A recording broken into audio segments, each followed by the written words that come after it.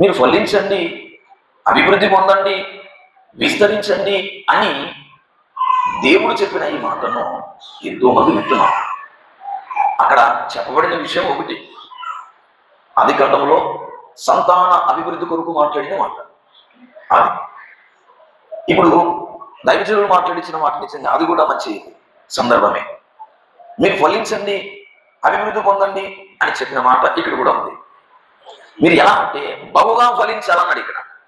అక్కడేమో ఫలించాలన్నాడు, ఇక్కడేమో బహుగా ఫలించాలి. అంటే నేను నిజమైన ద్రాక్షవల్లిని, నా తండ్రి వ్యవసాయకుడు, నాలో ఫలించాలి అంటాడు ఆయన.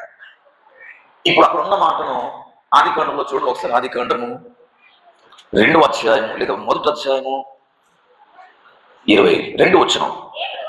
దేవుడు మీరు ఫలించి అభివృద్ధి పొంది, ఏం చేయాలంటమ్మా?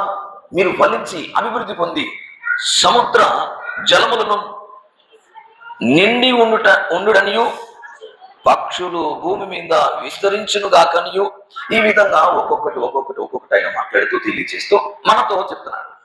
ఇప్పుడు ఆయన మాట్లాడిన మాట మనుషులతో నిండి ఉండండి, మనుషులతో అభివృద్ధి పొందండి, ఇదిగో విస్తరించండి.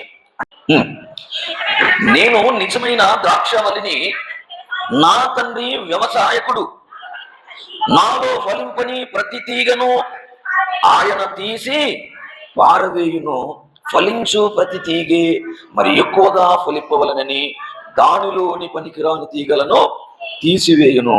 నేను మీతో చెప్పిన మాటను బట్టి మీరిప్పుడు పవిత్రులై ఉన్నారు. నా యందు నిలిచి ఉండుడి, మీ యందు నేనును నిలిచి ఉందును. తీగే ద్రాక్షవల్లిలో నిలిచి ఉంటేనే గాని తనంతట తానే ఎలాగూ ఫలింపదో, అలాగే నా యందు నిలిచి ఉంటేనే గాని మీరును ఫలింపరు. నేను నిజమైన ద్రాక్షవల్లిని అనగానే ఒక తోట గురించి మాట్లాడుతున్నారని చెప్పుకోవడానికి వీలు కాదండి. తోట గురించి అయితే ఆయన ఈ మాటలు బైబిల్లో రాయాల్సిన అవసరత లేదంటాడు. వీళ్ళు మనుషులు అనే ఒక నరమొక్కల గురించి మాట్లాడుతున్నారు. ప్రజలు అనుకుంటున్నటువంటి ఒక ద్రాక్ష చెట్ల గురించి మాట్లాడుతున్నారు అక్కడ. అంటే ఏంటి అంటే మనమే, దేవుని పిల్లలలో ఉన్నటువంటి మనల్ని ఒక పంటతో పోల్చి మాట్లాడుతున్నాడు, మనల్ని ఒక తోటతో పోల్చి మాట్లాడుతున్నాడు. మనల్ని ఏం చేస్తున్నాడు ఎందుకంటే ఒక మనుషుని తృప్తిపరిచే ద్రాక్ష తోటతో మాట్లాడుతున్నటువంటి విషయం. ఇదేమంటారంట? మానవ తోట అన్నది దీని తోట. అందుకనే ప్రియమైన దేవుని సంగమా, ఈయన చెబుతున్న ఈ మాటలు నేటికి మనుషులకు అర్థం కాలేదు. నేటికి నేను నిజమైన ద్రాక్షవల్లిని, నా తండ్రి వ్యవసాయకుడు, మీరు కూడా ఎవరైతే నన్ను అంటు కట్టుకోవాలి అన్నాడు.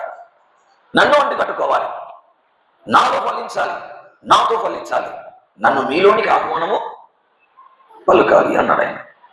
బహుగా ఫలించడం అంటే ఇదిగో ఆయనలో, ఆయనతో, ఆయన వల్లే మనం ఉండాలంటాడు.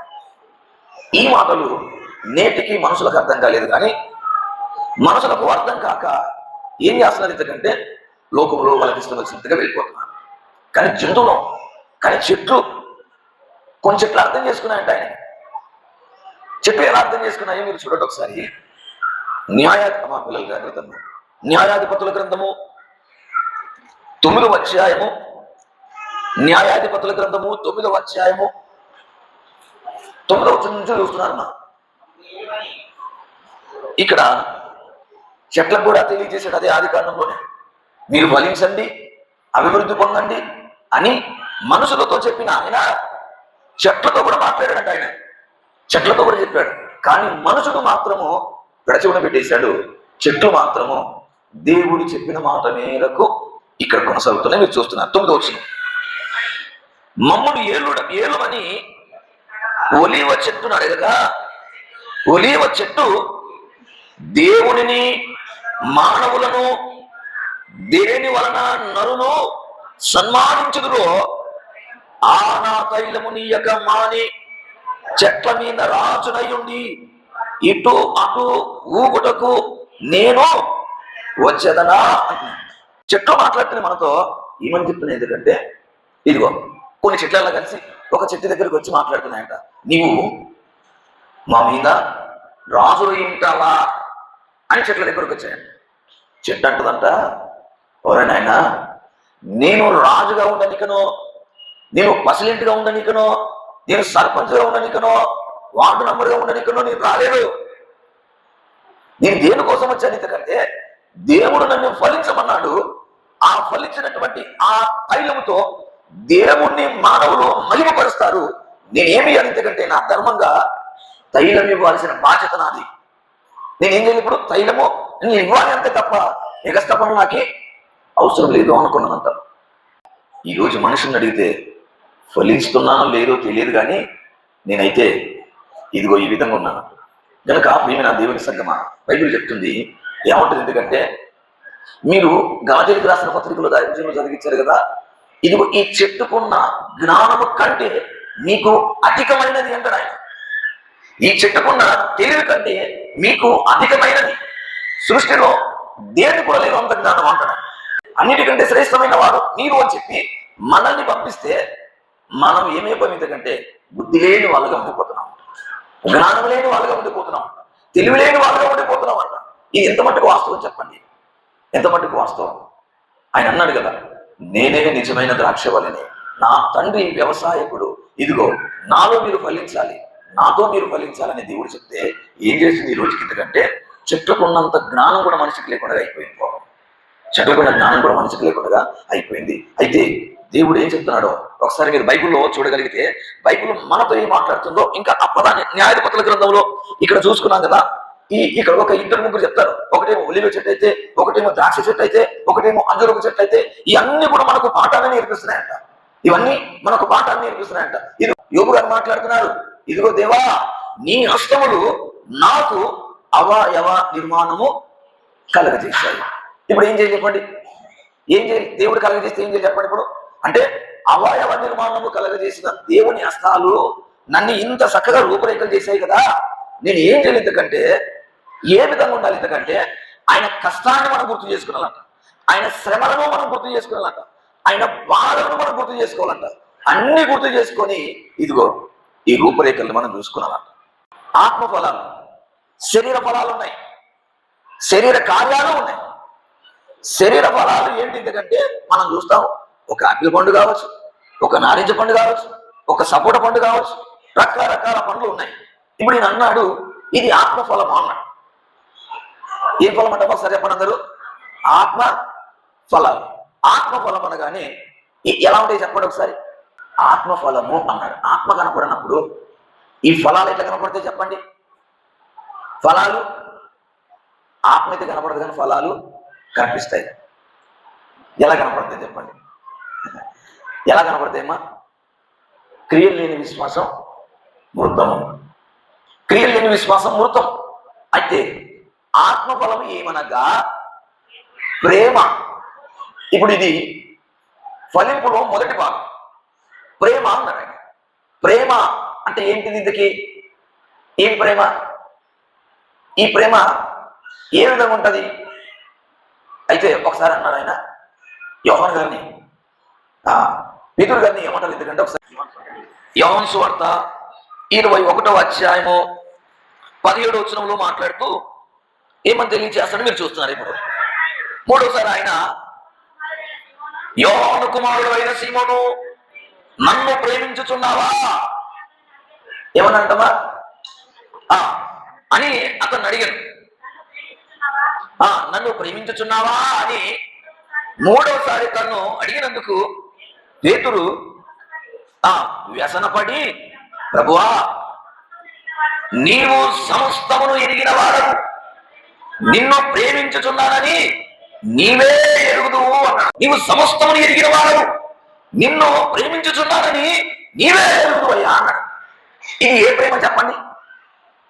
ఏ ప్రేమ అంటే ఆరంభం నుంచి అంతవరకు తన దగ్గర నుండి తను పెట్టింది తినుకుంటా, తను చెప్పింది చేసుకుంటా, తన మాటలు ఇతరులకు తెలియజేసుకుంటా ఆయన మార్గంలోనే ముందుకు కొనసాగాడంట. ఆయన ఆలోచన మేరకే ముందుకు కొనసాగాడంట. ఆయన ఉద్దేశాలను అలా తెలియజేస్తూ ఇదిగో దేవుని ప్రేమను ఈ విధంగా ప్రకటించుకుంటూ వెళ్ళిపోయాడంట. ఇది ప్రేమ అంటే అంటాడు ఆయన. ఇది ప్రేమ. ఇదిగో నీవు నిత్య జీవము కలిగిన వాడవని నేను ప్రేమిస్తున్నానయ్యా అన్నాడు. నీవు నిత్య జీవకు మాటలు కలిగిన వాడవని ఇదిగో నిన్ను గమనిస్తున్నావయ్యా అన్నాడు. నిజమే, అది మమ్మాటికి సత్యం. ఆయన స్వర్గాన్ని ఇవ్వగలిగిన వాడు, ఆ ప్రేమ ఎటువంటిది? ఎందుకంటే మనలోన కల్మషము లేకుండా ఉండాలి, కపటము లేకుండా ఉండాలి, ఏమాత్రం కూడా వేరే ఆలోచన లేకుండా ఉండాలి. అదే చెప్తున్నాడు ప్రేమ. ఏం ప్రేమ అంటమ్మా? ప్రేమ అంటే ఏంటి? ఎందుకంటే మంది పిల్లల్ని మన పిల్లలుగా భావించాలి. ప్రేమ మంది పిల్లల్ని మన పిల్లలుగా భావించాలి. అవతల ఉపాసం ఉన్నారనుకోండి, ఆ పూట భోజనం మనకు లేకపోయినా పొరలేడు, వాళ్ళకి పెట్టాలంటే ప్రేమ. దుస్తులు లేని పరిస్థితుల్లో ఉండిపోయాడు అనుకోండి, ఇది వాళ్ళకు దుస్తులు ఇవ్వాల్సిన బాధ్యత మనదే. ఇదిగో అది ప్రేమ. ప్రేమ అంటే ఏంటి? ఎందుకంటే లోకంలో ఉన్నటువంటి మనము దేవుడిలోనికి వచ్చి దేవుని మాటలతో మనం ఏం చేయలేదు కంటే ఆ మనుషుడిని ఆదరించాలంట, ఆ మనుషుడిని సాధించాలంట, ఆ మనుషుడిని ఏం చేయలేదు కంటే దేవుని మార్గంలో నిలువ పెట్టాలంట. అది ప్రేమ అంటే, అది ప్రేమ అంటే. అందుకనే భక్తులు ఎంతో మంది మనకు చెప్తున్నారు, భక్తులు ఎంతో మంది మనకు మాదిరిగా కనపడ్డారు. అదే చెప్తుంది బైబిల్లో. ఇదిగో ప్రేమ. ఇదేంటంటే ఆత్మ ఫలముల్లో మొట్టమొదటిది ప్రేమ. ఆయన ప్రేమ. అందుకని ఒకసారి ఇది యోహాను పత్రికలో ఒక మాట అంటాడు. ఏమంటాడు? ఎందుకంటే 3వ అధ్యాయం పత్రికలో 3వ అధ్యాయం 16వ వచనంలో చెప్తున్నాడు ఆయన. పత్రికలో 3వ అధ్యాయం 16వ వచనంలో ఏమంటాడు? ఎందుకంటే ఆయన మన నిమిత్తము తన ప్రాణము పెట్టిన గనుక దీని వలన ప్రేమ ఎట్టిదని తెలుసుకొనుచున్నాము అంటాడు. ఆయన మన నిమిత్తము తన ప్రాణం పెట్టిన కనుక దీని వలన ప్రేమ ఎట్టిది అంటే ఏం ప్రేమ అయ్యా? నీ ప్రేమ. నీకు చాలా కృతజ్ఞతలు, నీకు చాలా వందనములు. ఎందుకంటే నాలో ప్రేమ లేదు, నాలో మంచితనం లేదు, నాలో నీతి లేదు, నాలో ధర్మం లేదు. నేను నరకానికి జారిపోకూడదని నన్ను ప్రేమించి పరలోకం నుంచి దిగి వచ్చి నా పట్ల ప్రేమ చూపించి నేను పాపంలో అపరాధంలో నేను సచిన వాడిని ఉన్నప్పటికీ నన్ను కరుణించి ఇదిగో ఒడ్డును నిలబెట్టావు కదా, ఇది ప్రేమ అంటే అంటాడు. ఇది ప్రేమ. అందుకని అయితే అని ఆత్మఫలం ఏమనగా అని ఇదిగో ప్రేమ అన్నాడు. ఆయన మన నిమిత్తం తన ప్రాణం పెట్టాను కనుక దీని వలన ప్రేమ ఎట్టిదని తెలుసుకొనుచున్నాము. మనము కూడా మన సహోదరుల నిమిత్తము ప్రాణం పెట్టబద్దులమై ఉన్నాము. మనము కూడా ఏం తెలియదు కంటే మన సహోదరులు ఉన్నారు. ఆయన మనల్ని సహోదరులుగా భావించి మనలో మంచి లేకపోయినా, మనలో నీతి లేకపోయినా, మనలో ప్రేమ లేకపోయినా, మనలో ధర్మం లేకపోయినా ఏం చేశాడు? ఎందుకంటే ఆ లోకం నుంచి ఈ లోకానికి దిగొచ్చాడు. ఈ లోకానికి దిగొచ్చి ఏం పెట్టాడు? ఎందుకంటే ప్రాణం పెట్టాడు. మనం కూడా పెట్టాలంట. ఇది ప్రేమ అంటే అంటాడు. అందుకని అన్నాం ఆత్మ కనిపించదు కానీ ఆత్మఫలం కనిపిస్తుంది అన్నాడు. ఎలా అంటే ఇప్పుడు మీరందరూ మారిపోయారు. లోకంలో ఉన్న వాళ్ళకంటే మీరు బెటర్, ప్రాంతంలో ఉన్న వాళ్ళకంటే మీరు అందరు బెటర్, సూపర్ మీరందరూ. ఎందుకంటే తెలుసా? నిజ దేవుని గుర్తు ఎరిగారు. మీరు ఆత్మఫలంలో ఒక భాగముగా నిజంగంటే ఫలించడానికి సంఘంలో కనపడుతున్నారు. ఇది చాలదా? పౌలు అంటాడు, ఇదిగో నా నా నా ఫలాలే మీరు, నేను కష్టపడిన కష్టానికి ప్రతిఫలం మీరే.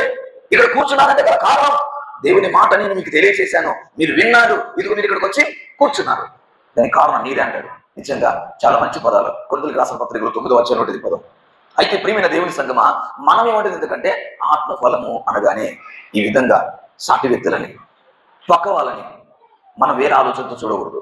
మీరు బహుగా ఫలించాలని దేవుడు తెలియజేస్తే ఆ ఫలింపులో ఇది ఒక భాగం. ఏంటి? ఎందుకంటే ప్రేమ. ధారాళమైన ప్రేమ కలిగిన వాళ్ళై ఉండాలి. ధారాళమైన ప్రేమ కలిగిన వాళ్ళై ఉంటే అప్పుడు మనము ఏం చేస్తాం తెలుసా?